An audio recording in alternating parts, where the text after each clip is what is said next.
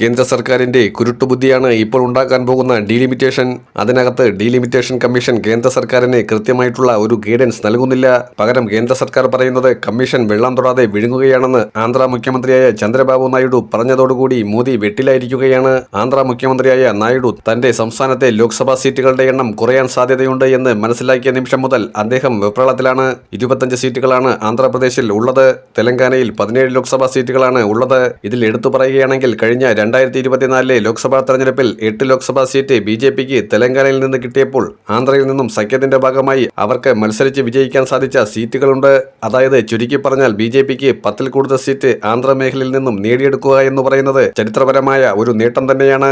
2019 ലോക്സഭാ തെരഞ്ഞെടുപ്പിൽ തെലങ്കാനയിൽ കേവലം 4 സീറ്റ് മാത്രം വിജയിച്ച BJP അത് ഉയർത്തി 8ആക്കി ശക്തമായ സ്വാധീനം അറിയിച്ചിരിക്കുമ്പോഴും അവരുടെ ഉള്ളിലെ ആഗ്രഹം എന്ന് പറയുന്നത് ആന്ധ്രാപ്രദേശിലെ സീറ്റുകളുടെ എണ്ണത്തിൽ കുറവ് വരുത്തുക എന്നുള്ളതാണ്.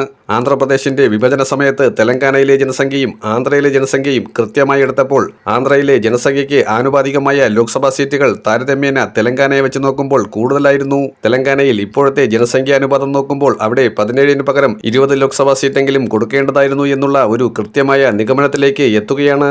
അതായത് ആന്ധ്രയ്ക്ക് അങ്ങനെയാണെങ്കിൽ 22 ലോക്സഭാ സീറ്റുകളെ ശേഷിച്ചത് ലഭിക്കുകയുള്ളൂ. എന്നാൽ ഡീലിമിറ്റേഷൻ കമ്മീഷന്റെ രീതി അനുസരിച്ച് ദക്ഷിണേന്ത്യൻ സംസ്ഥാനങ്ങളുടെ സീറ്റുകൾ ഗണ്യമായി കുറയപ്പെടുമെന്ന യാഥാർത്ഥ്യം മനസ്സിലാക്കുമ്പോൾ നായിഡുവും BJPയുമായുള്ള സഖ്യത്തിൽ ഉരസൽ സംഭവിക്കുമെന്നുള്ള കാര്യം ഉറപ്പാണ്. 2014 ലോക്സഭാ തെരഞ്ഞെടുപ്പിൽ നായിഡു NDAയുടെ സഖ്യകക്ഷിയായിരുന്നു.